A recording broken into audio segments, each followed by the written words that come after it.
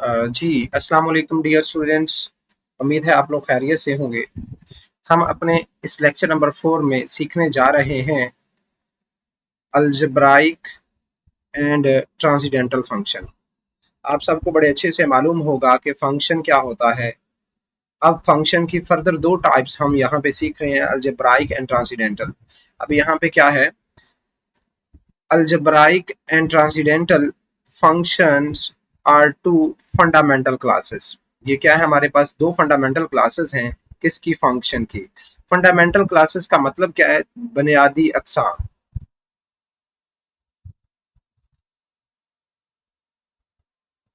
हम ये सीखेंगे। उसके बाद वो कहता है study in mathematics together they play a vital role in modelling understanding a wide range of real world phenomena.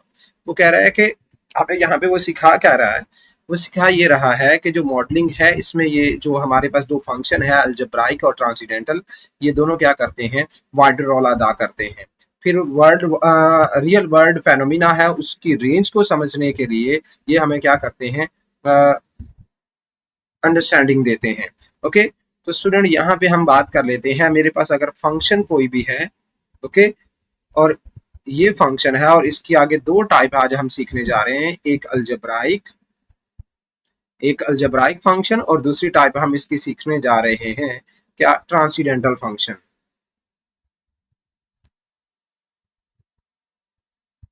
Okay, अब आइए जरा अलजेब्राइक फंक्शन क्या होते हैं उस उनके बारे में सीखते हैं। हमारे पास एक फंक्शन है, हमारे पास एक फंक्शन है y is equal to f of x is algebraic if satisfy the polynomial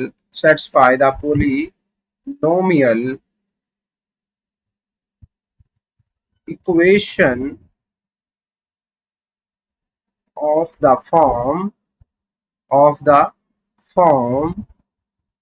अब वो जो फॉर्म है वो हम राइट करते हैं यहाँ पे। वो है हमारे पास p of x n y raise n plus p of x n minus 1 y raise n minus 1 plus so on plus p of x1 y raise 1 plus p of x not is equal to zero.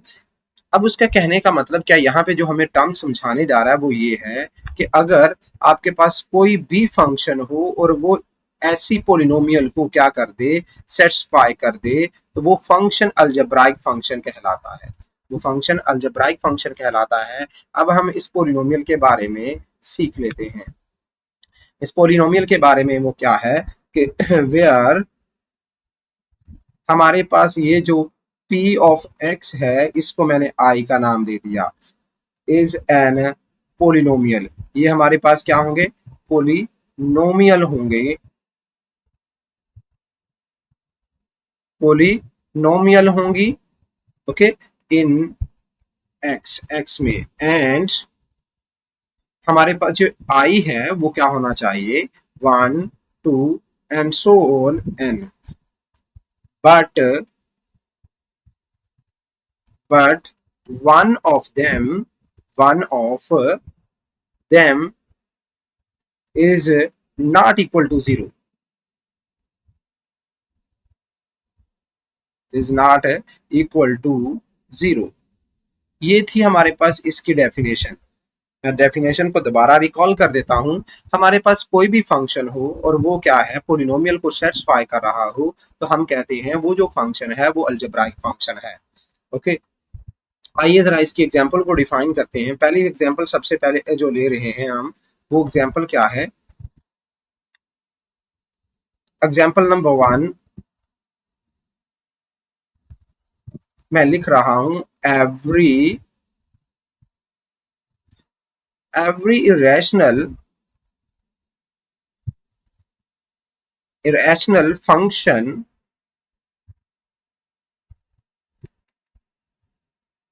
Is algebraic function, is algebraic function। मैं ये लिख रहा हूँ। अब ये बात मुझे proof करने की जरूरत है। लीजिए मैं यहाँ पे क्या करता हूँ, फंक्शन ऐड कर लेता हूँ। मैंने फंक्शन क्या ऐड कर रहा हूँ, y is equal to f of x and f of x is equal to root of x plus 1। Okay dear student, अब हम नेक्स्ट बढ़ते हैं। तो क्या होगा हमारे पास, y is equal to root of x plus 1, equation number 1। Okay, आपको पता है अगर मुझे रूट को खत्म करना है तो उसको रेट टेक करना पड़ेगा। टेक टेक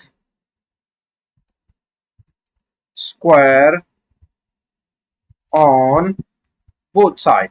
जब मैं स्क्वायर टेक करूंगा तो क्या बनेगा, y square is equal to root of x plus 1 की पावर होल पावर 2। ये टू से टू स्क्वायर रूट से कैंसिल हो जाएगा, तो हमारे पास जो नई फॉर्म बनेगी वो क्या बनेगी, y square is equal to x plus 1। ये एक्स और प्लस 1 क्या चले जाएंगे, लेफ्ट साइड पे चले जाएंगे, तो ये क्या लिखा जाएगा, y square minus x minus 1 is equal to 0। अब ये देखिए तो हमारे पास ये पोलिनोमियल आ चुकी है।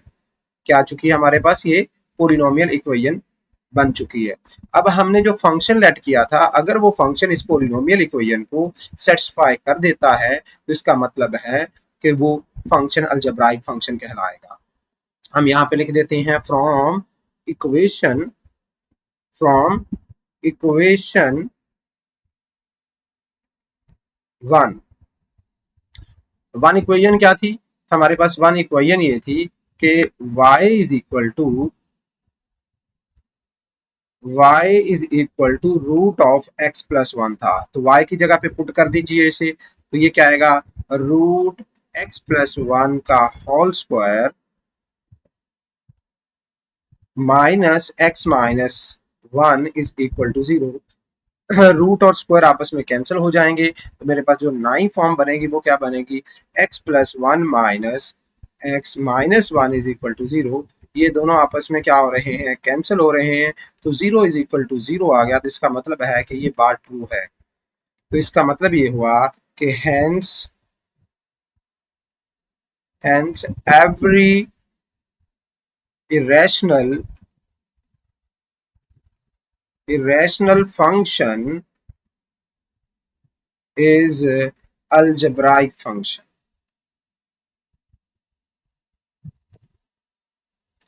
अब हम किसको प्रूफ कर लेते हैं, अब हम रैशनल फंक्शन को पिक कर लेते हैं। डियर स्टूडेंट, अब हम क्या कर लेते हैं, रैशनल फंक्शन को पिक कर लेते हैं। तो रैशनल फंक्शन क्या हो सकता है हमारे पास, फॉर एग्जांपल मैं लिख लेता हूँ y is equal to x by x plus 1। मैंने एग्जांपल नंबर 2 की बात कर रहा हूँ, ये फंक्शन मैंने ले लिया, क्लियर है। मैं इसको प्रूफ कर रहा हूँ इक्वेशन नंबर 1।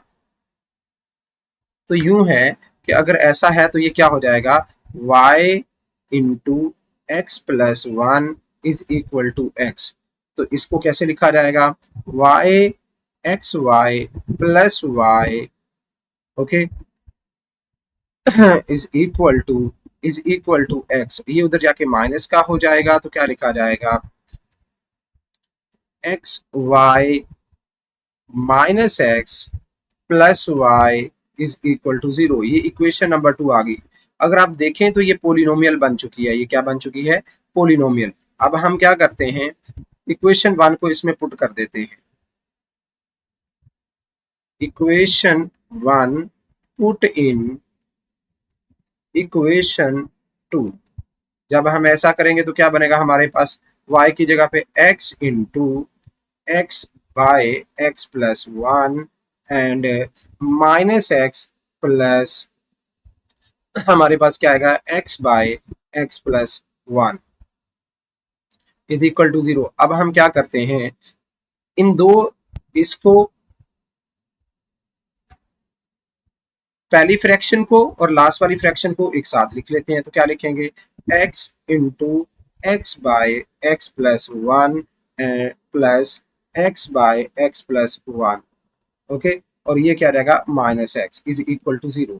अब देखिए इन दोनों में से कॉमन क्या आ रहा है, x by x plus 1 common आ रहा है। जब कॉमन किया तो अंदर हमारे पास क्या बन जाएगा, बच जाएगा एक x बच जाएगा और एक हमारे पास यहाँ पे 1 बच जाएगा। तो +1 minus x is equal to 0।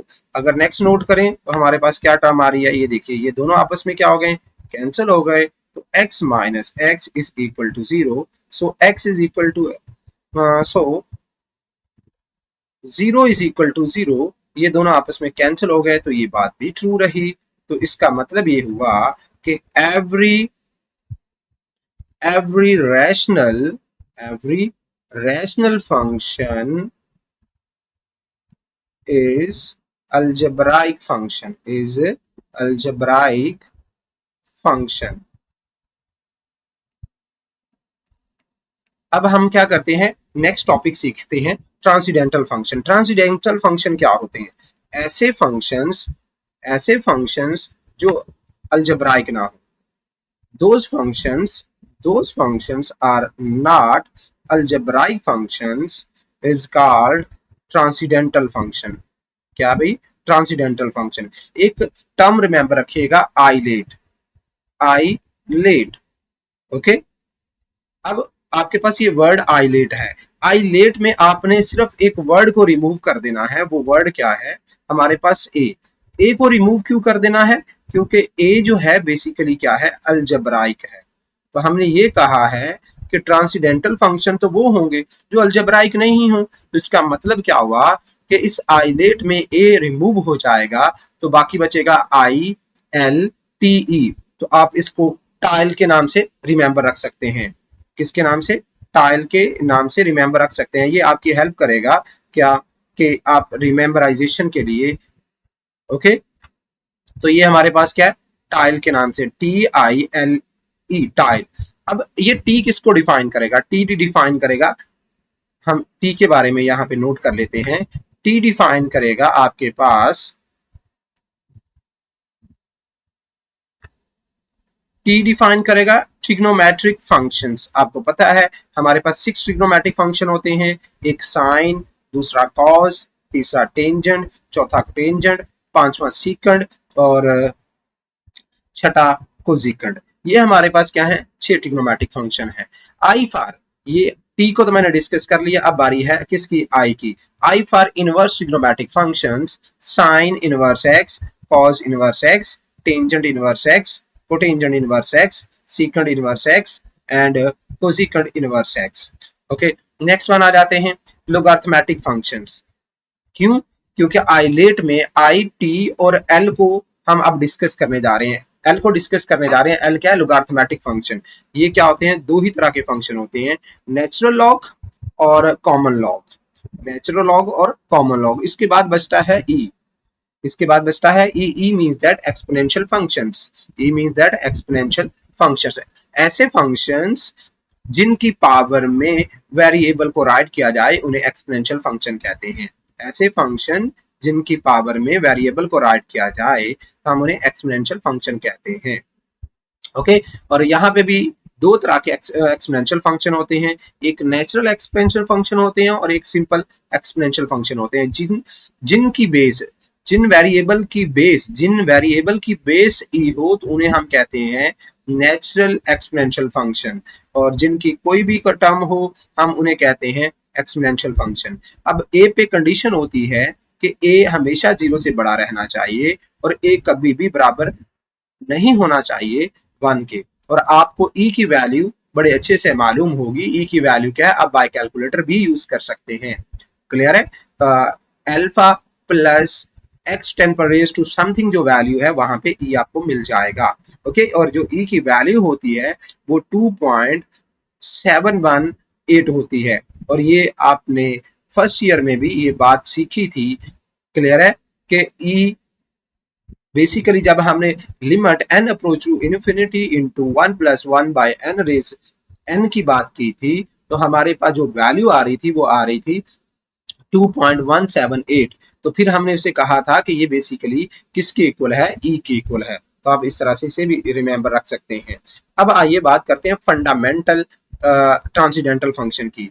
अब फंडामेंटल ट्रांसीडेंटल जो फंक्शंस होते हैं, फंडामेंटल का मतलब होता है बुनियादी। क्या मतलब होता है, बुनियादी फंक्शंस।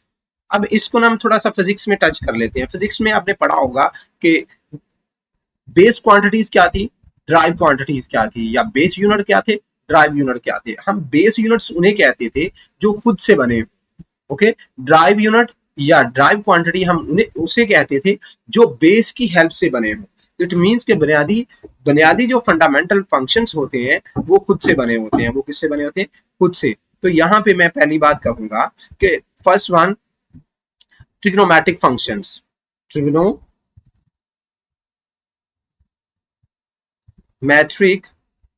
फंक्शंस, ऊपर हमने देख लिया कि वो कौन कौन से ट्रिग्नोमेट्रिक फंक्शंस होते हैं।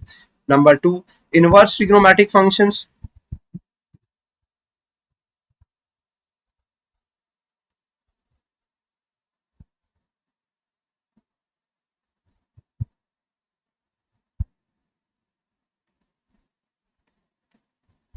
Number three, logarithmic function.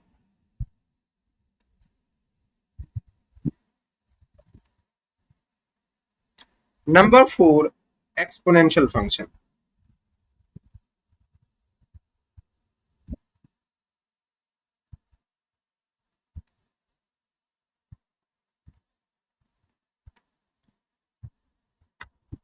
अब यहाँ पे बात आती है क्या, अब लोगार्थमेटिक फंक्शन की बात कर लेते हैं। अगर लिखा जाए ln ऑफ x तो ये बेसिक है। अगर लिखा जाए ln ऑफ 2x तो ये बेसिक नहीं है, ये बेसिक नहीं है, लिहाजा ये फंडामेंटल ट्रांसीडेंटल फंक्शन नहीं है। एक्सपोनेंशियल में आ जाते हैं। ए रेज एक्स लिखा जाए तो ये एक्सपोनेंशियल क्या है, basic fundamental basic transcendental function है। अगर लिखा जाए ए रेज 2x, ए रेज 2x तो ये भी, हाँ ये भी क्या है हमारे पास बेसिक है। क्यों, a की वैल्यू देखिएगा, अगर 2 है तो 2 रेज 2 इज दैट 4, तो 4 रेज x, तो ये 4 की पावर x आ रहा है तो ये भी बेसिक रहेगा। अगर आ जाए क्या हमारे पास e रेज x तो ये भी बेसिक है। अगर e रेज 2x आ जाए तो ये भी हमारे पास क्या है, बेसिक क्या है, एक्सपोनेंशियल फंक्शन है। ओके, अब आते हैं किसकी तरफ,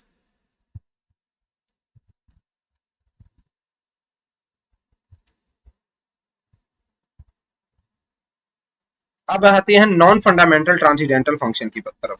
नॉन फंडामेंटल का मतलब है जो खुद से नहीं बने हो, वो किसी दूसरे फंक्शन से बने हो। अब इस बात को हम समझेंगे जरा। यहाँ पे हमारे पास क्या है, अ फंक्शन, हमारे पास क्या है, the function obtain by combining. यहाँ पे कंबाइनिंग की दो टर्म्स जरा रिमेंबर रख लीजिए, दो से तीन।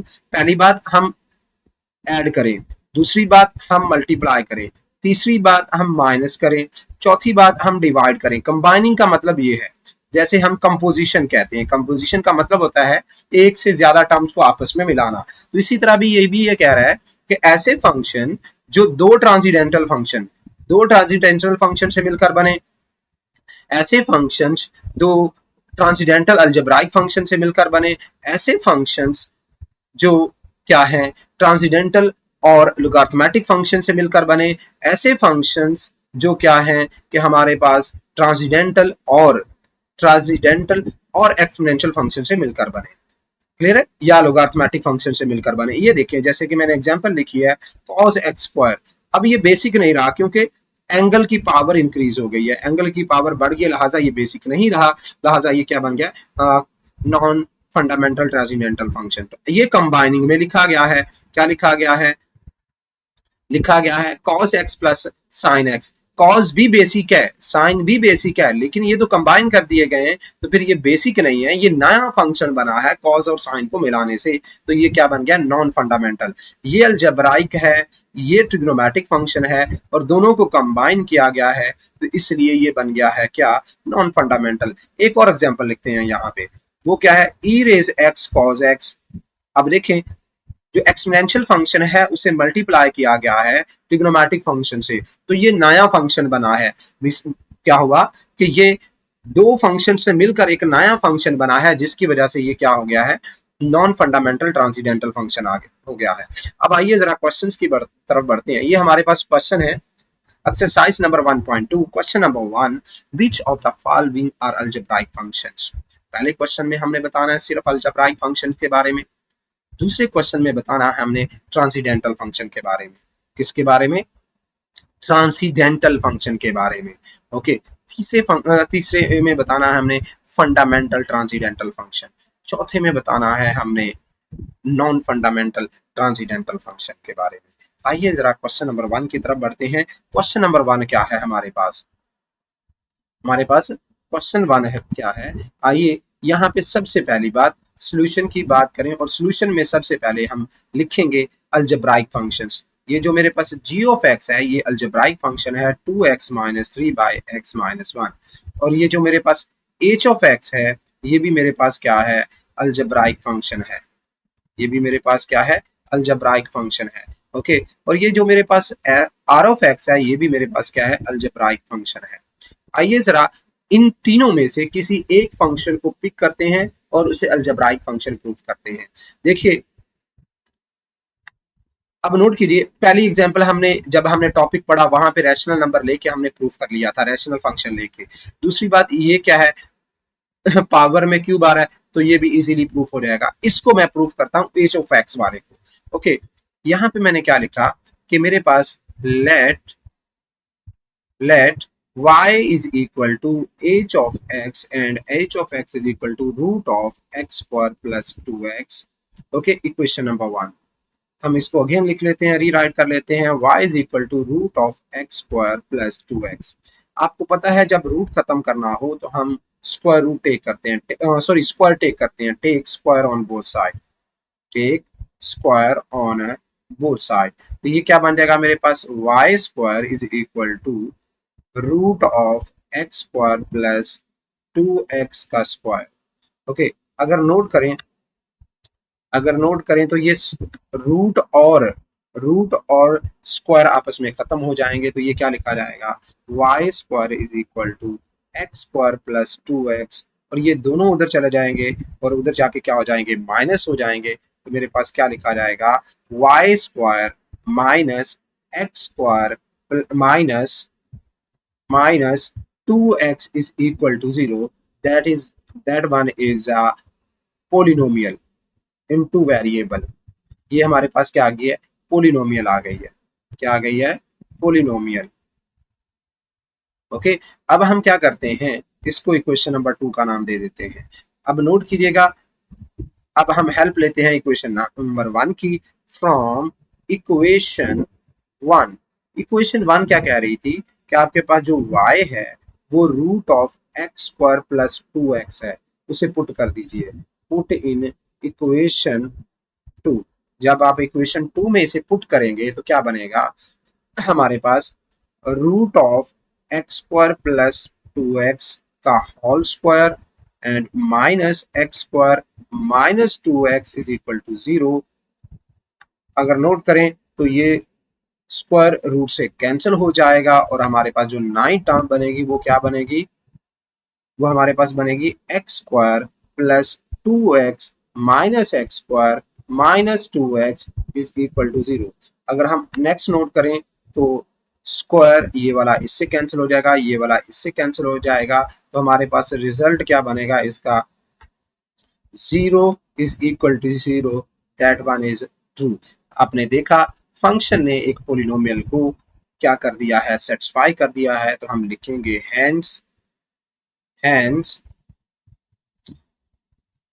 h of x is equal to root of x square plus 2x is is algebraic function, is algebraic function।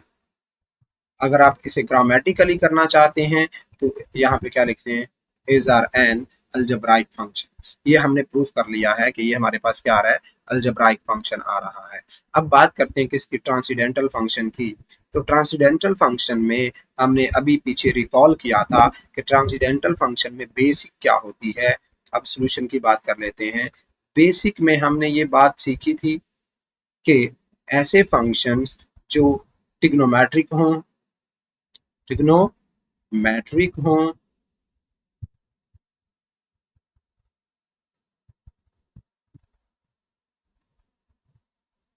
Inverse trigonometric हों,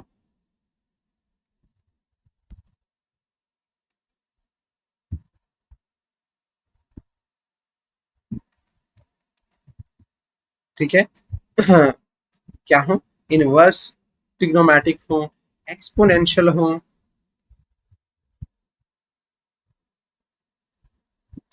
फिर क्या हो,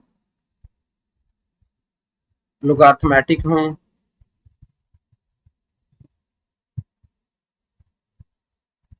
लोगार्थमिक फंक्शन हो,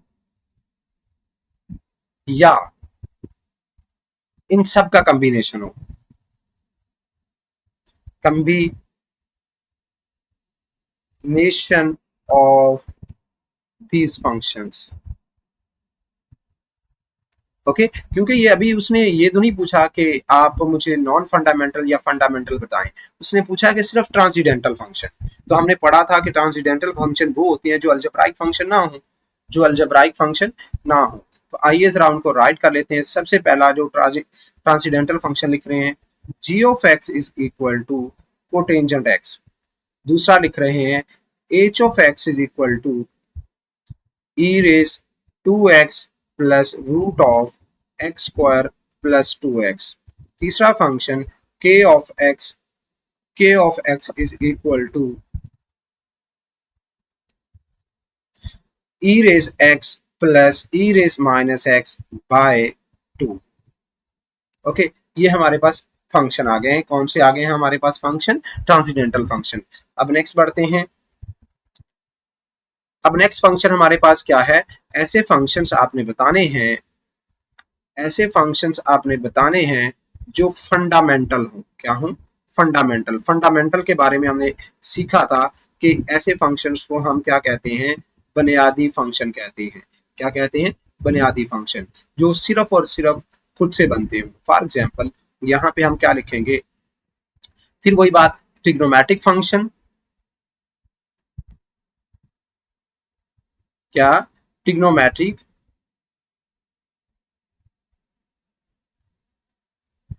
दूसरा इनवर्स ट्रिग्नोमेट्रिक्स।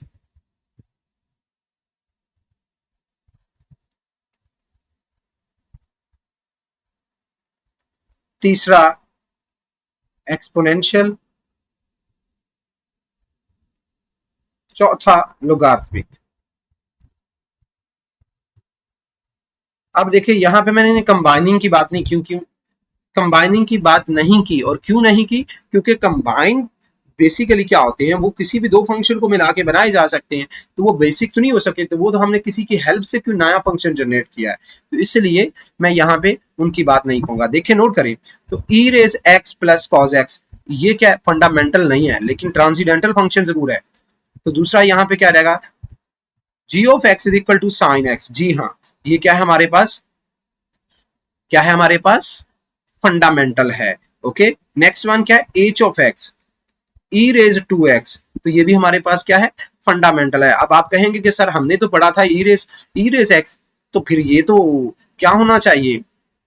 ट्रांसीडेंटल फंक्शन होना चाहिए, फंडामेंटल नहीं होना चाहिए। तो बेटा यूं है कि e raise to whole power x, e raise to whole power x आपको मालूम है कि इसकी वैल्यू होती है 2.7118।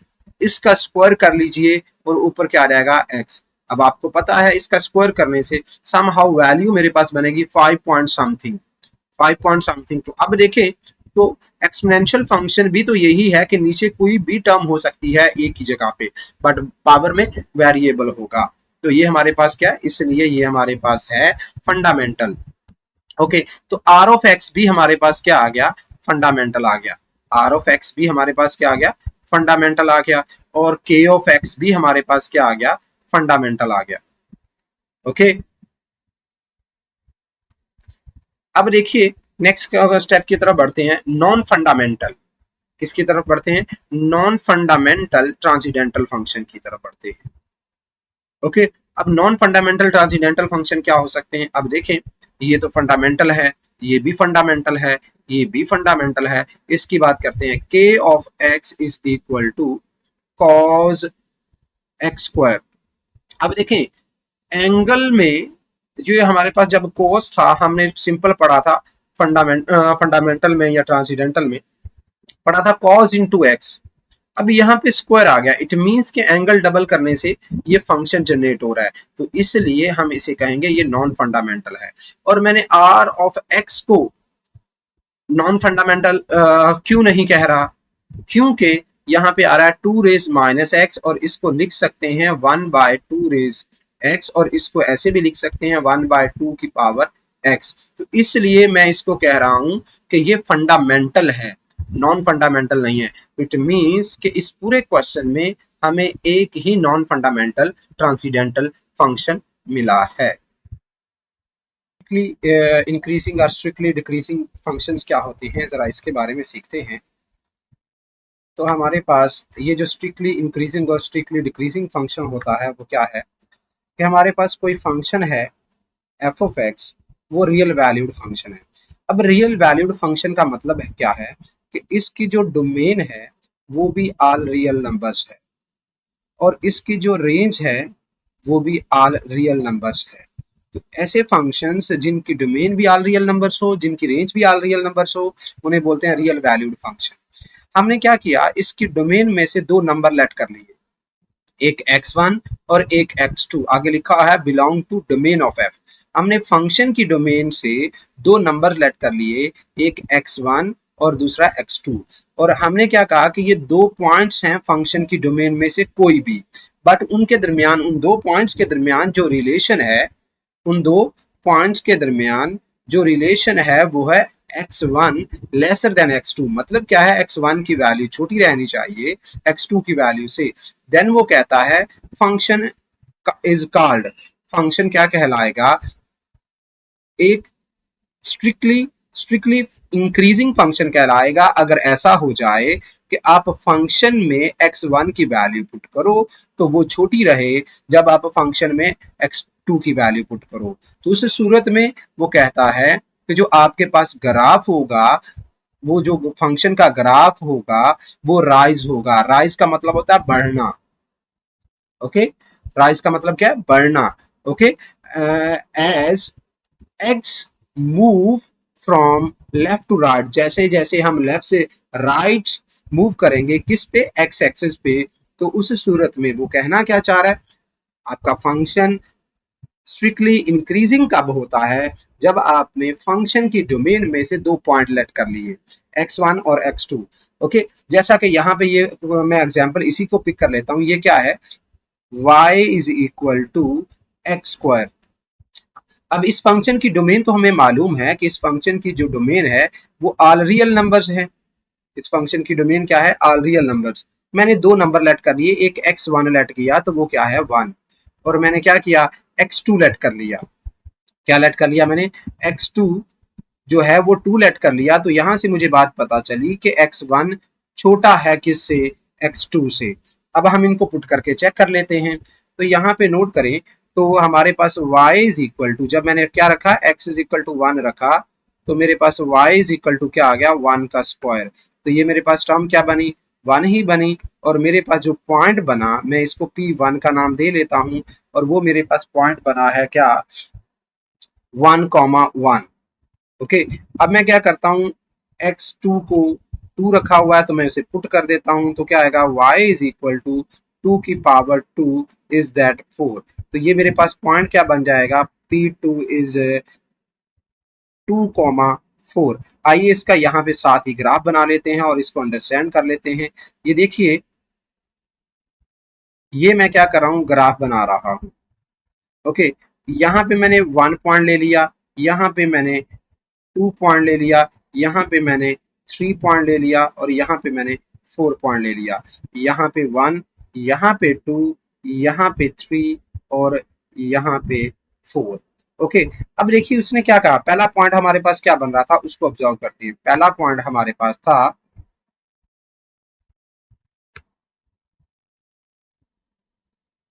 1, 1, ओके। एक्स भी 1, वाई भी 1, तो ये हमारे पास पॉइंट बन गया ये वाला, ओके। दूसरा पॉइंट क्या, 2, 4, 2, 4, ये 4 हॉरिजॉन्टली जाएगा और ये वर्टिकली जाएगा। 2, 4 को मिलाया तो यहाँ पे कुछ ये बन रहा है, ओके।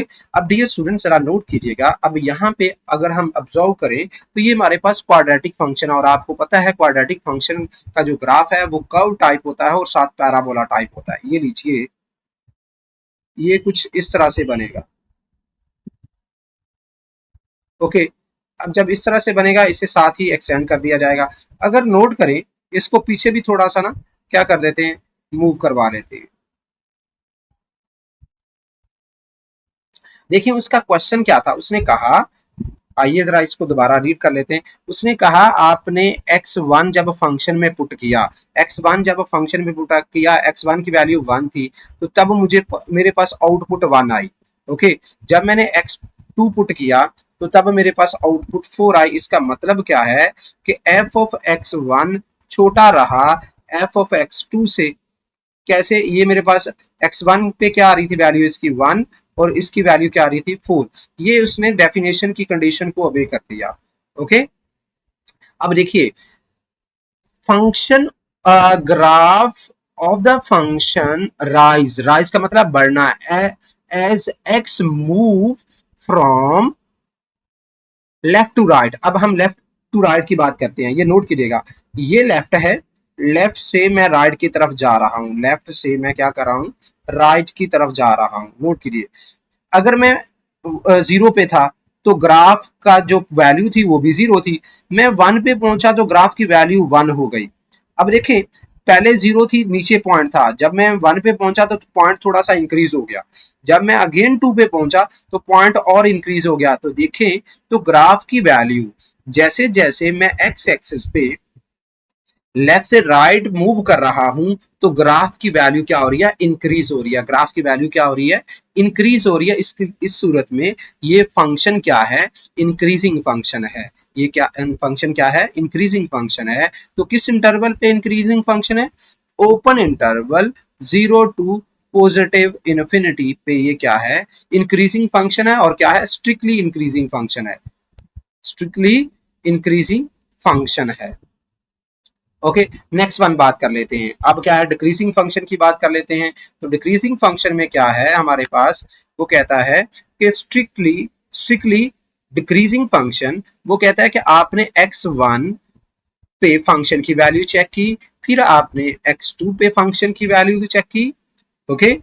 तो उस सूरत में वो कहता है कि in this case the function the function of the graph of the function fall का मतलब है गिरना, गिरना मतलब क्या है, गिरने का मतलब क्या है, यहाँ पे आउटपुट जो वैल्यू आएगी वो कम होती जाएगी, आउटपुट वैल्यू जो है वो क्या होती जाएगी, कम होती जाएगी। जैसे जैसे हम क्या करेंगे, लेफ्ट से राइट मूव करेंगे, किस पे, एक्स एक्सिस पे। आइए जरा इसको भी एग्जाम्पल के थ्रू ही चेक करते हैं। अब ये क्या था, इंक्रीजिंग के लिए हमने डिस्कस किया था। ओके। अब हम क्या कर लेते हैं, डिक्रीजिंग के लिए इसे डिस्कस कर लेते हैं। डिक्रीजिंग, अब डिक्रीजिंग के लिए क्या होगा, नोट कीजिएगा स्टूडेंट। अगर मेरे पास क्या है, y is equal to x square है, मैंने कहा कि x1 -3 है। ओके। x1 क्या है, -3। चलिए -3 नहीं लेते, छोटी वैल्यू ले लेते ताकि जल्दी डिफाइन हो जाए। -2 है, और जो x2 है वो -1 है। आपको पता होगा कि जो जितनी वैल्यू माइनस में हमें बड़ी दिखती है वो उतनी ही छोटी होती है। तो इसका मतलब क्या है, x1 छोटा है x2 से। अब हम इन्हें पुट करके चेक करते हैं। पहले मैं x1 पुट कर रहा हूं, जब मैंने x1 -2 पुट किया तो y इज इक्वल टू, मेरे पास क्या आ रहा है, मेरे पास आ रहा है -2 का स्क्वायर इज दैट 4। ओके। जब मैंने पुट किया x इज इक्वल टू -1 तो y इज इक्वल टू मेरे पास क्या गया, -1 का स्क्वायर इज दैट 1। अब नोट करें कि f ऑफ x1 मतलब क्या है, फंक्शन की पॉइंट 1 पे वैल्यू बढ़ी रही है, फंक्शन के पॉइंट 2 पे वैल्यू पे। ओके। तो इसका मतलब ये क्या है, 4 ग्रेटर देन है 1 से। अब आइए जरा ग्राफ पे चलते हैं, इस ग्राफ को देख लेते हैं। अब देखिए, ये मैंने क्या लिया, -1, ये मैंने क्या लिया, -2, ये क्या लिया मैंने, -3। मैंने पहली वैल्यू इसमें क्या पुट की थी, -2। अब -2 पे ग्राफ को बनाते हैं, -2 से हम 4 पे चले जाएंगे। ये देखिए, ऐसे एक्सटेंड करेंगे, इसे ऐसे एक्सटेंड करेंगे। और ये वो पॉइंट बन गया। ओके नेक्स्ट वन, वन -1 पे 1 बन रहा था, -1 पे क्या बन रहा था 1, यहाँ पे लिख भी लेता हूँ -1 to 1, और यहाँ पे लिख लेता हूँ क्या है -2 to 4। ओके तो ये क्या आ गया मेरे पास, ये पॉइंट आ गया। अब इनको आपस में मिला देता हूँ कर्व टाइप।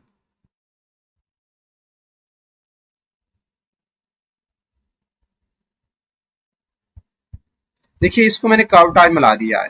ओके अब वही बात, मुझे मूव करना है लेफ्ट टू राइट, मैं लेफ्ट से राइट की तरफ मूव कर रहा हूँ। ओके लेफ्ट से मैं राइट की तरफ मूव कर रहा हूँ, यही एरो बन जाएगा। अब देखें 3 पे होता तो सबसे बड़ी वैल्यू ऊपर कहीं यहाँ पे मिल जाती।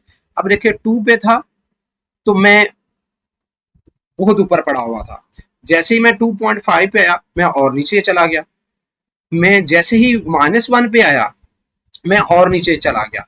अब देखें तो मैं जैसे जैसे x की वैल्यू कम थी तो मैं मैक्सिमम पॉइंट पे पड़ा हुआ था, और जैसे जैसे मैं x की वैल्यू क्या होती गई, बढ़ती गई, मैं वैसे वैसे मैं वो ग्राफ की वैल्यू भी गिरती गई। चलिए इसको दूसरे वे से भी देख सकते हैं।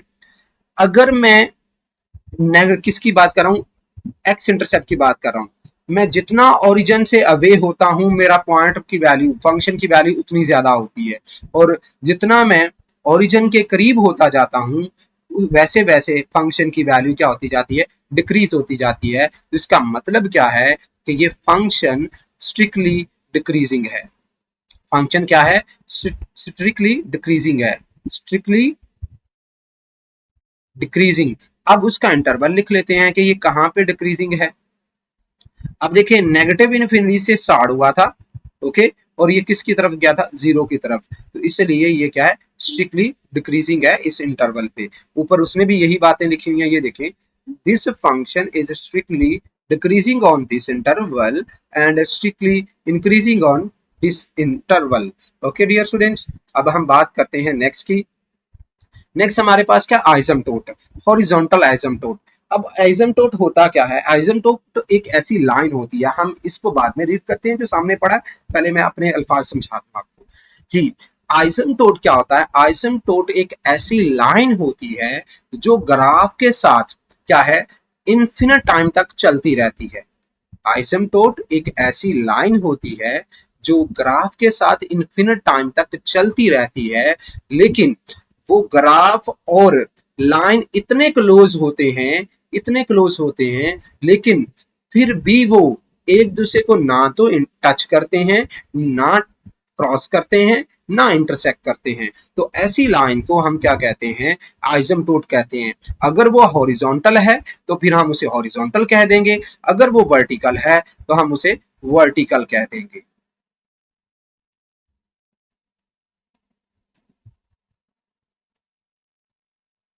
ओके आइए जरा इसको अब रीड कर लेते हैं। A function horizontal horizontal asymptote is a horizontal line y is equal to c। आपको मालूम होगा कि जब हम x एक्सिस की बात करते हैं, किसकी बात करते हैं, x एक्सिस की, और ये जो x एक्सिस है ये हॉरिजॉन्टल होता है, हॉरिजॉन्टल होता है। अगर हम x एक्सिस की बात करें ये हॉरिजॉन्टल लाइन होती है, और आपको पता है जब हम x एक्सिस की बात करें तो y वहां पे क्या रहता है, जीरो रहता है, या फिर हम कहते हैं कि y c रहता है वहां पे। Okay which function approaches as x, clear है, वो कह रहे हैं एक्स को वो अप्रोच करे, फंक्शन का ग्राफ जो है वो एक्स को अप्रोच करे, बिकम्स वेरी लार्ज, या बहुत बड़ा होता जाए या बहुत छोटा होता जाए। ओके ग्राफ इतना एक्स एक्सिस के क्लोज आ जाए, क्लियर है, आगे लिखी हुई है ये बात, but the graph does not necessarily touch or cross it, लेकिन वहां पे जो ग्राफ है वो उस लाइन को ना तो टच करे ना तो क्रॉस करे, तो हम कहते हैं कि ऐसी लाइन को हॉरिजॉन्टल एसिम्प्टोट कहते हैं। तो यहाँ पे क्या लिखा उसने, y is equal to c is called horizontal asymptote for the function y is equal to f of x if f of x approach to c and x approach to minus infinity और positive infinity. अब मैं इसका graph बना के दिखाता हूँ, आपको बड़ी क्लियरली समझ आ जाएगी। ये देखिए, मैंने एक y एक्सिस ड्रा कर लिया और ये मैंने क्या कर लिया है, x एक्सिस ड्रा कर लिया है। अब देखिए, अगर मैं यहाँ पे एक ऐसी लाइन ड्रा करूं, ये देखें जरा, ये जो मैं लाइन ड्रा कर रहा हूं, ये x के बहुत ज्यादा क्लोज है, लेकिन लेकिन x एक्सिस को किसी भी पॉइंट पे इंटरसेक्ट नहीं कर रही। तो इसका मतलब क्या हुआ कि यहाँ पे जो आइसमटोट है वो x एक्सिस है। आइसमटोट क्या है आपके पास, x एक्सिस है। ये देखिए, ये जो मैं लाइन ड्रा कर रहा हूँ, ये हॉरिजॉन्टल आइसमटोट की लाइन ड्रा कर रहा हूँ। किसकी, हॉरिजॉन्टल आइसमटोट की लाइन ड्रा कर रहा हूँ। लेकिन लेकिन यहाँ पे जो y की वैल्यू है वो क्या है, जीरो है। तो इसका मतलब क्या हुआ कि इसका जो आइसमटोट है वो y is equal to zero है। सिमिलरली एक और ग्राफ ड्रा करके देखते हैं। देखिए, ये मैं ग्राफ ड्रा कर रहा हूँ, नोट कीजिएगा।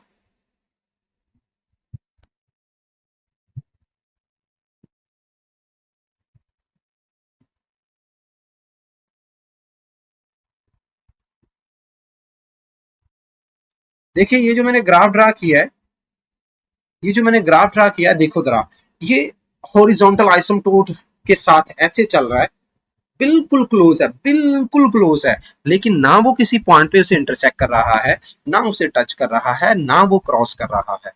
मैं फिर वही बात कर रहा हूँ, हॉरिजॉन्टल आइसमटोट क्या होता है। हॉरिजॉन्टल आइसमटोट वो होता है, एक हॉरिजॉन्टल लाइन होती है जो ग्राफ के साथ बहुत ज्यादा क्लोज चलती रहे इन्फिनिट टाइम तक, बहुत ज्यादा क्लोज चलती रहे इन्फिनिट टाइम तक। लेकिन रास्ते में किसी भी पॉइंट पे वो दोनों ना तो आपस में इंटरसेक्ट करें, ना आपस में टच करें, और ना उसे क्या करें, क्रॉस करें। तो हम ऐसी लाइन को फिर क्या कहते हैं, हॉरिजॉन्टल आइसमटोट कहते हैं। तो वर्टिकल भी ऐसे ही बनता है, वर्टिकल आइसमटोट भी ऐसे ही बनता है। आइए नेक्स्ट चलते हैं। अब हम क्वेश्चन की बात कर लेते हैं, क्वेश्चन नंबर 5 की। इसकी बात कर लेते हैं, क्वेश्चन नंबर 5 की। सबसे पहली बात उसने क्या लिखा है, discuss domain range of a graph, या and the graph of the function is this one. अगर हम इस फंक्शन को देखें तो ये एक्सपोनेंशियल फंक्शन है। क्या है, एक्सपोनेंशियल फंक्शन है। ऐसे फंक्शन जो ए रेज एक्स की फॉर्म में लिखे जाएं तो वो बेसिकली ग्रोथ रेट को डिफाइन करते हैं। किसको डिफाइन करते हैं, ग्रोथ रेट को डिफाइन करते हैं। ओके, तो इसके हम क्या कर लेते हैं, इसका सोल्यूशन फाइंड आउट कर लेते हैं। तो इसका मतलब है कि हमारे पास एफ ऑफ एक्स जो है वो 3 रेज एक्स है। और इस फंक्शन की अब डोमेन और रेंज लिख लेते हैं। हमने फर्स्ट ईयर में भी इसकी फंक्शन की डोमेन और रेंज सीख रखी थी। तो हम यहाँ पे डोमेन ऑफ एफ जो है हमारे पास ऑल रियल नंबर्स है। डोमेन ऑफ एफ क्या है हमारे पास, ऑल रियल नंबर्स है। और जो रेंज है वो हमारे पास क्या है, पॉजिटिव नंबर्स है। ओके, अब इसका मतलब क्या है, जीरो टू पॉजिटिव इन्फिनिटी है। ओके, इसका मतलब क्या है कि जो हमारे पास एक्सपोनेंशियल फंक्शन होता है उसकी डोमेन ऑल रियल नंबर्स होती है, क्योंकि वो तमाम नंबर्स पे वो डिफाइन हो जाता है। लेकिन जब हम उसे पुट करते हैं तो हमें नेगेटिव वैल्यू कभी मिलती नहीं है, जीरो मिल जाती है बट नेगेटिव नहीं मिलती, तमाम की तमाम वैल्यूज पॉजिटिव मिलती हैं। इसलिए उसकी जो रेंज है वो जीरो टू पॉजिटिव इन्फिनिटी होती है।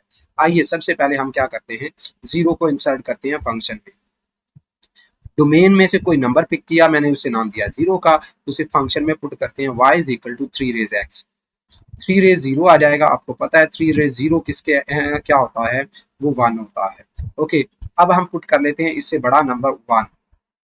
इसका मतलब है हम कहाँ पे पुट करें, फंक्शन में पुट कर रहे हैं। 3 रेज एक्स, एक्स की जगह पे क्या पुट कर रहे हैं, ये जो वैल्यू मैं एक्स की लिख रहा हूँ वो मैंने 1 पुट किया। तो 3 रेज 1 इज इक्वल टू 3। अब मैंने क्या किया, 2 पुट किया फंक्शन में एक्स की जगह पे, तो मेरे पास क्या आएगा, 3 रेज 2 इज इक्वल टू 9। और मैंने अब क्या किया, 3 पुट किया फंक्शन में एक्स की जगह पे, तो 3 रेज 3 इज दैट 27। आप इसे कैलकुलेटर से भी कैलकुलेट कर सकते हैं। अब हम क्या करते हैं, ये सारी पॉजिटिव जीरो और पॉजिटिव वैल्यूज मैंने इंसर्ट कर ली। अब देखिए, जैसे जैसे मैं बढ़ता गया तो ये पॉजिटिव इन्फिनिटी की तरफ चला गया। अगर मैं इस वैल्यू को ऑब्जर्व करूं, आउटपुट को ऑब्जर्व करूं, ये देखिए जिसे मैं रेंज कह रहा हूं, ये 1 है, 1 से क्या हो गई 3, 3 से क्या होगी 9, 9 से क्या होगी 27। अब 27 से क्या हो जाएगी, 27 से क्या हो जाएगी राउंड अबाउट 81। तो इसका मतलब है ये भी तो पॉजिटिव की तरफ जा रहा है, पॉजिटिव इन्फिनिटी की तरफ।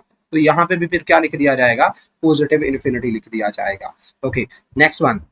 अब नेगेटिव नंबर की तरफ चले जाते हैं, -1 पुट करें तो 3 रेज -1 इज दैट 1/3। और आपको बड़े अच्छे से मालूम होगा, तो इसको आप कैलकुलेटर से कैलकुलेट भी कर सकते हैं, और जिसकी वैल्यू आएगी 0.33। Okay, next one. ये 3 बार बार आ रहा होता है, लेकिन मैंने इसे 2 डिजिट तक लिखा है। अब -2 पुट कर देते हैं। ओके, कहाँ पे, फंक्शन में जहां पे x मुझे नजर आ रहा है, तो मैं क्या लिखूंगा, 3 raise -2 is that 1/3 raise 2 is that 9। So इसकी जो वैल्यू आएगी वो आएगी 0.111। ओके, अब -3 पुट कर लेते हैं फंक्शन में, जहां पे x है उसकी जगह पे 3 रेज -3, और ये बनेगा 1/27, और जिसके लिए हम इसकी वैल्यू लिखते हैं 0.037। अब देखें, -1 था, क्या था हमारे पास, -1, -1 से हम गए -2 पे, -3 पे। अब देखिए हम किसकी तरफ मूव कर रहे हैं, नेगेटिव इन्फिनिटी की तरफ मूव कर रहे हैं, इसलिए मैं यहाँ पे क्या कर दूंगा, नेगेटिव इन्फिनिटी लिख दूंगा। यहाँ पे देखें, यहाँ पे 0.33 था, यहाँ पे क्या गया 0.11, ये तो वैल्यू कम होती जा रही है। यहाँ पे क्या गया 0.037, ये वैल्यू क्या होगी, और कम होगी। जैसे जैसे मैं नेगेटिव में नंबर्स बड़ा पुट करता जाऊंगा, नंबर्स नेगेटिव में, ठीक है, अगर -1 है तो वो सबसे बड़ा है, -2 है तो ये उससे छोटा है। नेगेटिव में जैसे जैसे मैं नेगेटिव इन्फिनिटी को अप्रोच करूंगा x की वैल्यू में, ये वैसे वैसे जीरो की तरफ बढ़ता जाएगा, और इसका आंसर क्या आ जाएगा, 0। फॉर एग्जाम्पल यहाँ पे आप लिख लें -3 रेज 100, -3 रेज 100 लिखें, तो मैं यहाँ पे कैलकुलेट आपको करके बता देता हूँ। 3 रेज -100 बेसिकली क्या होता है, ये होता है, ये लिखा गया है 1.90940 मल्टीप्लाई बाय 10 पर रेज टू -48। तो इसका मतलब क्या है कि ये तो नंबर बहुत ही छोटा हो गया, क्या 0. ठीक है, 47 जीरो लिखने हैं, 1 2 3 4 5, 47 आपने जीरो लिखने हैं, फिर लिखना है 140। अब देखें ये कितनी छोटी वैल्यू होगी, किसको अप्रोच कर गई है, 0 को। इसलिए ऐसे फंक्शन में जैसे जैसे x नेगेटिव इन्फिनिटी को अप्रोच करेगा, वैसे वैसे जो y मीन दैट आउटपुट है वो 0 को अप्रोच कर जाएगी। आइए जरा अब हम क्या करते हैं, इसे ग्राफ पे ड्रा कर लेते हैं। सबसे पहली वैल्यू हम लेते हैं, ये वाली लिख लेते हैं 0,1, और इस वाली को लिख लेते हैं क्या 1,3, इस वाली को लिख लेते हैं 2,9। ये इनफ होगा हमारा ग्राफ ड्रा करने के लिए। ओके, एक साइड से ये हो गया। अब दूसरी साइड पे चले जाते हैं, ये क्या आएगा मेरे पास, -1,0.33। नेक्स्ट वन, -2, हमारे पास क्या आ जाएगा 0.111। ओके,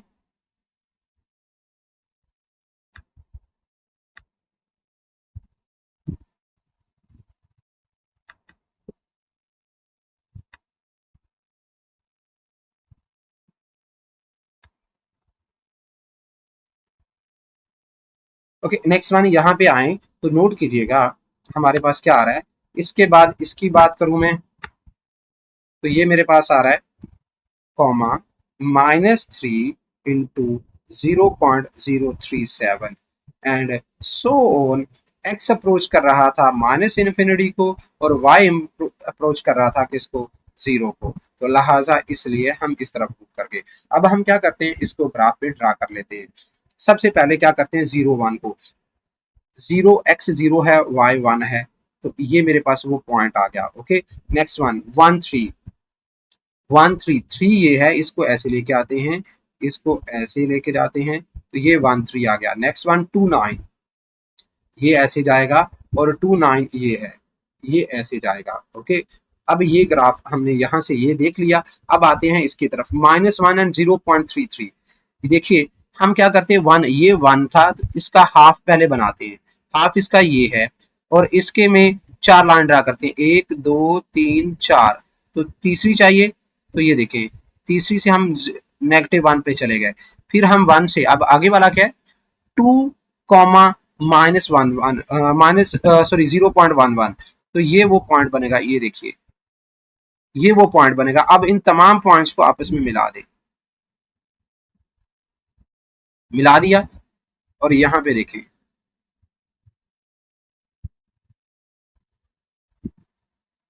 मिला दिया हमने इसे भी, और फिर हमने क्या किया, इसे एक्सटेंड कर दिया है, और यहां से भी हम इसे क्या कर रहे हैं,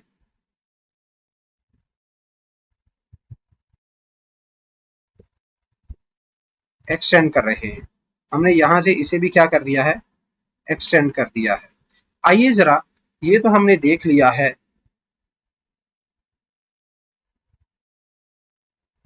आइए जरा हम इसको देखते हैं नेक्स्ट।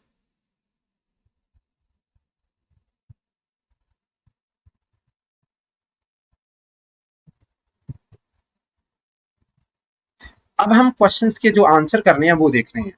सबसे पहला क्वेश्चन का आंसर क्या है हमारे पास, हम यहीं पे राइट कर लेते हैं। पहला क्वेश्चन का आंसर क्या था कि ग्राफ किस पॉइंट पे वाई एक्सिस को कट कर रहा है, ग्राफ ग्राफ किस पॉइंट पे वाई एक्सिस को क्या कर रहा है, कट कर रहा है। तो हम क्या कहेंगे, graph cut y axis at 0,1। ओके, देखें तो ये देखें वो पॉइंट है जहां पे ये क्या कर रहा है, इसे कट कर रहा है। Okay, point number 2, function continuous है, ठीक है, ग्राफ कंटिन्यूअस है या फंक्शन, फंक्शन और ग्राफ कंटिन्यूअस है, यस, जी हाँ, इज कंटिन्यूअस। अब उसका आंसर सुन लें, वो कंटिन्यूअस क्यों है, क्योंकि अगर आप देखें तो ये ग्राफ जितने भी हमने पॉइंट ड्रा किए हैं, इन पॉइंट में किसी पे भी ग्राफ क्या है, ब्रेक नहीं हो रहा, आपस में ज्वाइन नहीं है और आगे बढ़ता जा रहा है। नंबर 3 पॉइंट, क्या ये स्ट्रिक्टली इंक्रीजिंग फंक्शन है, इसको देखते हैं। हमने उसके लिए पढ़ा था कि हम ग्राफ को ऑब्जर्व करेंगे एक्स एक्सिस पे left to right, left to right. आइए जरा लेफ्ट टू राइट रीड करते हैं, लेफ्ट टू राइट इसे रीड करते हैं। आइए मैं यहां से मूव करना स्टार्ट कर रहा हूं, यहां से मैंने मूव करना स्टार्ट किया, यहाँ पे 7 पे मैं यहाँ पे था, 6 पे मैं यहाँ पे था, 5 पे यहाँ पे, इसी तरह मैं जब 2 पे पहुंचा यहाँ पे हूँ। मैं जब -1 पे पहुंचा तो मैं थोड़ा सा और इंक्रीज हो गया, ऊपर की तरफ अराइज होना शुरू हो गया, राइज में ना बढ़ना, मतलब आउटपुट वैल्यू इंक्रीज होना शुरू हो गई। मैं जब 1 पे पहुंचा तो वो टोटल 1 होगी, मतलब और इंक्रीज होगी। मैं जब सॉरी 0 पे पहुंचा तो वो 1 आ गई, तो इसका मतलब है थोड़ी सी आउटपुट वैल्यू और इंक्रीज होगी। जब मैं 1 पे पहुंचा ऐसे मूव करते हुए, ओके, तो ये और वैल्यू इंक्रीज हो गई। जब मैं 2 पे पहुंचा तो ये और इंक्रीज होगी। इसका मीन कि फंक्शन जैसे जैसे मैं एक्स पे मूव कर रहा था, आउटपुट वैल्यू इंक्रीज होती जा रही थी, फंक्शन का जो ग्राफ है वो इंक्रीज होता जा रहा था, जिसलिए ये स्ट्रिक्टली इंक्रीजिंग फंक्शन है। क्या है ये, स्ट्रिक्टली इंक्रीजिंग फंक्शन है। तो मैं यहां पे लिखूंगा क्या, strictly increasing function, okay, strictly increasing function on negative infinity to positive infinity। Okay, इसको आपने देखना है तो आप ऐसे भी देख सकते हैं कि a रेज x अगर a बड़ा हो किससे, 1 से, a बड़ा हो किससे, 1 से, तो इस सूरत में फंक्शन स्ट्रिक्टली इंक्रीजिंग होता है। आइए जरा पॉइंट नंबर 4 डिस्कस कर लेते हैं, हॉरिजॉन्टल आइसमटोट। क्या कर लेते हैं इसे, हॉरिजॉन्टल आइसमटोट को ऑब्जर्व कर लेते हैं कि हॉरिजॉन्टल आइसमटोट क्या है। अब देखिए ये ग्राफ एक्स एक्सिस पे मूव कर रहा है, देखिए मूव किया जा रहा है, मैंने ये लाइन ड्रा की है, ये देखिए ये मैं लाइन ड्रा कर रहा हूं। देखें तो ये जो लाइन मैंने ड्रा की है, क्या ये हॉरिजॉन्टल है, और ये जो ग्राफ, जो इस ग्राफ का जो पार्ट एक्स एक्सिस के नियरेस्ट चल रहा है, ये देखिए चल रहा है, तो क्या ये दोनों आपस में क्लोज नहीं? अगर ये क्लोज हैं और कहीं पे ये कट भी नहीं कर रहे, टच भी नहीं कर रहे, क्रॉस भी नहीं कर रहे, तो फिर इसका मतलब क्या है कि ये जो हमारा एक्स एक्सिस है, ये क्या है? इसका आइजमटोट है। क्या है इसका? आइजम टोट है। और जो ये जो आइजम टोट है, मुझे बताइए कि एक्स इंटरसेप्ट पे, एक्स इंटरसेप्ट पे जो हमारे पास y की वैल्यू होती है, क्या वो जीरो नहीं होती? तो इसका मतलब है कि इसका जो आइजम टोट है y is equal to zero है, और जिसे हम कहेंगे horizontal asymptote, horizontal asymptote. ओके, ये हमारा यहाँ पे क्वेश्चन कंप्लीट हो गया। अब हम क्या करते हैं, नेक्स्ट क्वेश्चन की तरफ बढ़ते हैं। हमारे पास नेक्स्ट क्वेश्चन क्या है, ये है। अब देखिए, इसमें भी हमने वही काम करने हैं जो पीछे वाले क्वेश्चन में पूछा था। क्या कहता है? Discuss domain, range, graph of the functions. अब ये ग्राफ क्या आ गया, फंक्शन क्या आ गया हमारे पास? फंक्शन आ गया 1/x raise 1/3 raise x, 1/3 raise x आ गया। क्लियर है स्टूडेंट? अगर ऐसा है, अब इसको देखते हैं कि ये फंक्शन क्या बिहेव करेगा। ये है एक्सपोनेंशियल फंक्शन ही। क्या है? एक्सपोनेंशियल फंक्शन ही। और याद रखिएगा कि अगर 1/a⁻x आ जाए तो ऐसा फंक्शन क्या करता है? डिके रेट को डिफाइन करता है। किसको डिफाइन करता है? डिके रेट को डिफाइन करता है। क्लियर है? एक्स की बेस एक फ्रैक्शन हो तो फिर वो कहता है एक्सपोनेंशियल फंक्शन तो है, लेकिन ये क्या करता है? डिके रेट को डिफाइन करता है। ये मैंने फंक्शन लिख लिया है। आपको पता होगा कि ये एक्सपोनेंशियल फंक्शन है, जिसकी वजह से इसकी जो डोमेन है वो ऑल रियल नंबर्स है, और इसकी जो रेंज है वो क्या है हमारे पास? 0 टू पॉजिटिव इन्फिनिटी है। डियर स्टूडेंट, यहाँ तक उम्मीद है आपको समझ आ गई होगी। अब हम नेक्स्ट बढ़ते हैं। हम क्या करते हैं, पहले जीरो लिख लेते हैं। अब ये जो जीरो है फंक्शन में इंसर्ट करना है यहाँ पे। जब मैंने लिखा 1/3 रेज जीरो, तो मुझे आंसर फिर भी क्या मिला? 1 मिला। अब कैलकुलेटर से इसे कैलकुलेट कर सकते हैं, और मैं वर्बली भी बता देता हूँ, जब किसी भी टर्म की पावर जीरो हो तो वो 1 क्या होता है? 1 होता है। अब हम इसे 1 पुट कर लेते हैं, तो ये क्या आएगा? 1/3 रेज 1 इज दैट 1/3। और आपको मालूम है ये क्या होता है? 0.333। आप इसे कैलकुलेटर से कैलकुलेट भी कर सकते हैं। अब 2 की बारी है, तो 1/3 रेज 2 मीन्स दैट 1/9, और इसकी जो वैल्यू बनेगी वो हमारे पास क्या बनेगी? 0.111। ओके, अब हम क्या पुट करते हैं? 3 पुट करते हैं, तो वो क्या बनेगा? 1/3 की होल पावर, 1/3 की होल पावर 3 इज दैट 1/27। अगर आपको नहीं समझ आ रही तो आप ये जो मैं लिख रहा हूँ 1/3 पावर 3 डायरेक्ट कैलकुलेटर पे लिखिए और वहां से कैलकुलेट कर लीजिए, आपको डायरेक्ट आंसर मिल जाएंगे इसके। तो ये आंसर क्या मिलेगा? 0.111। अब देखिए स्टूडेंट, इसको ऑब्जर्व करते हैं। मैं जैसे जैसे पॉजिटिव इन्फिनिटी की तरफ बढ़ता गया, यहाँ पे नोट करें, यहाँ पे जीरो था, जीरो के बाद मैं 1 पे गया, 1 पे मैं 2 पे गया, 2 से मैं 3 पे गया, 3 पे 4 पे जाऊंगा, 5 पे जाऊंगा, तो और मैं किस तरफ चला गया? पॉजिटिव इन्फिनिटी की तरफ। और अब हम आउटपुट को ऑब्जर्व करते हैं।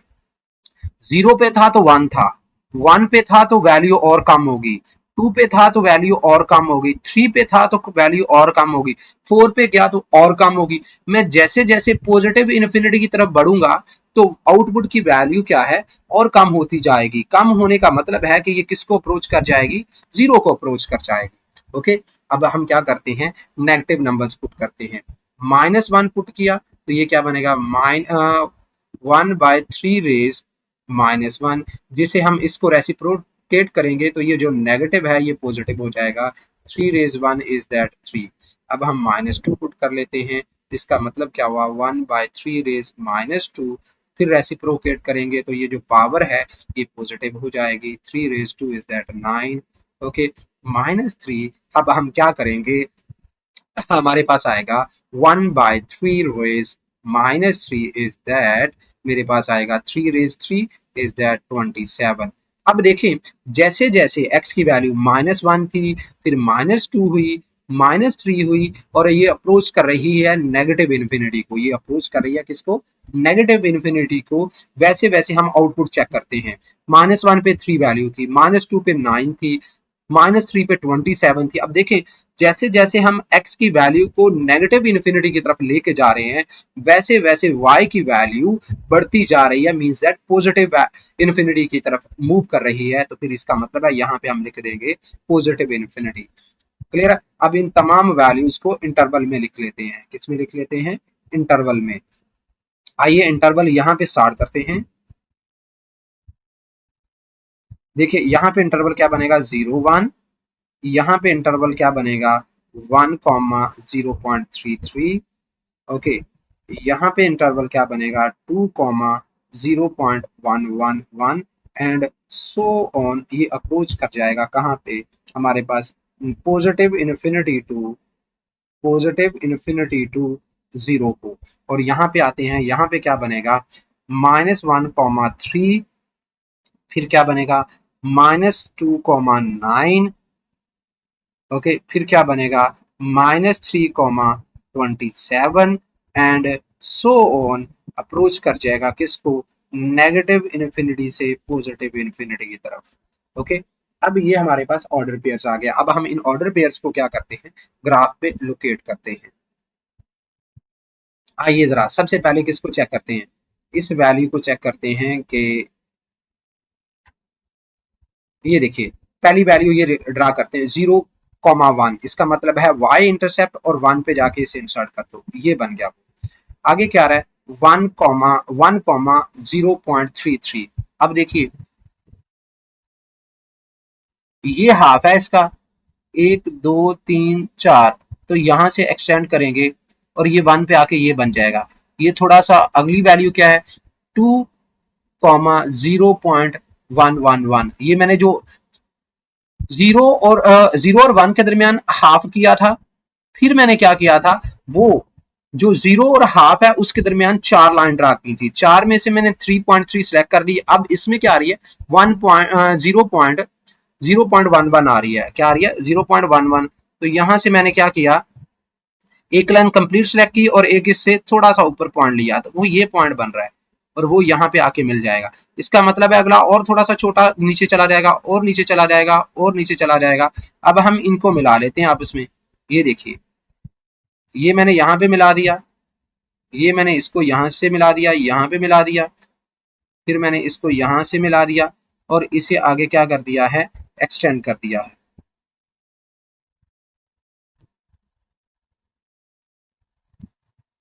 इसे आगे एक्सटेंड कर दिया है। आगे बात करते हैं, अब ये वाली वैल्यू पुट करते हैं। हमने यहाँ से लेफ्ट साइड राइट साइड पे सारी वैल्यू पुट कर रही है, लेफ्ट साइड पे चलते हैं।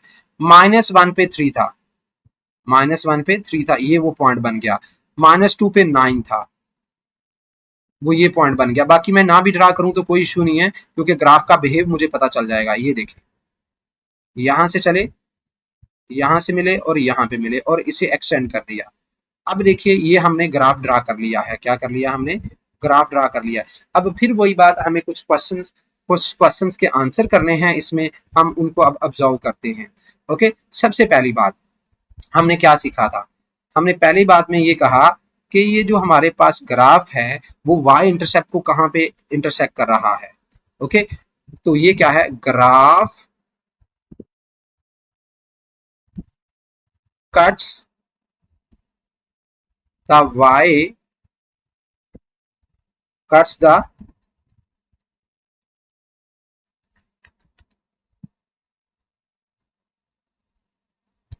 cuts y-axis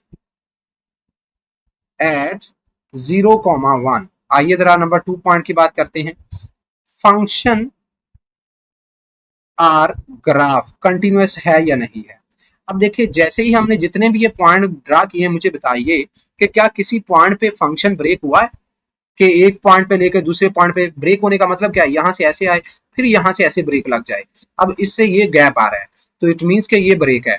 तो यहाँ पे ये तो फंक्शन कहीं पे भी ब्रेक नहीं है, तमाम पॉइंट्स पे फंक्शन क्या कर रहा है, एक वे से चल रहा है। इसका मतलब है function or graph is continuous. continuous on whole interval.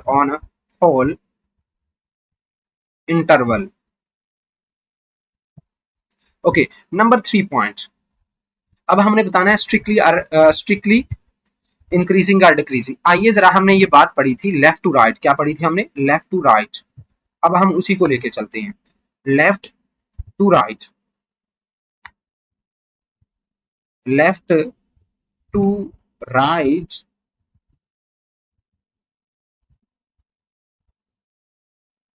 On x axis, move left to right on x axis. अब हम मूव करते हैं। अब देखिए, मैं यहां से मूव कर रहा हूं, ऐसे मूव करता गया हूं, मैं अभी यहां पे पहुंचा। आप देखिए, मैं जब -2 पे पहुंचा तो ग्राफ मुझे पीक वैल्यू दे रहा था। ओके, आउटपुट पीक वैल्यू पे मिल रही थी। जब मैं और थोड़ा सा आगे मूव हुआ, 1 पे पहुंचा, तो ग्राफ मुझे उससे कम वैल्यू दे रहा था। मैं जब 0 पे पहुंचा, ग्राफ ने मुझे और आउटपुट कम दी। मैं जब उससे 1 पे पहुंचा, मुझे और कम दी, और कम दी।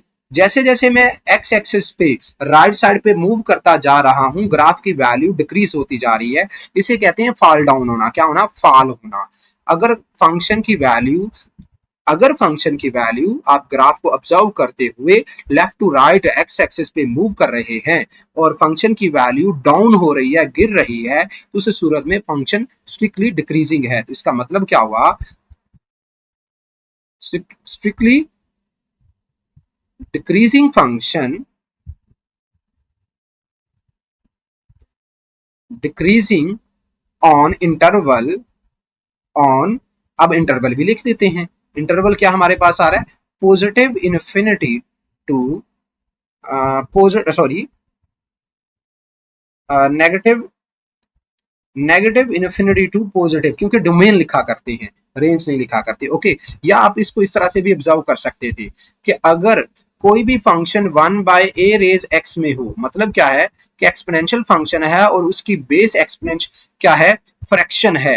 एक्सपोनेंशियल फंक्शन है, वेरिएबल की बेस फ्रैक्शन है, तो वो फंक्शन हमेशा डिक्रीज करता है। वो हमेशा फंक्शन क्या होता है? डिक्रीज होता है। Always decreases. ओके, अब हमारा लास्ट पॉइंट रह गया। लास्ट पॉइंट क्या? एजम्पटोट। लास्ट पॉइंट क्या है? आइजम्पटोट। और वो भी क्या? Horizontal asymptote. Point number 4, horizontal asymptote. Horizontal आइजम्पटोट।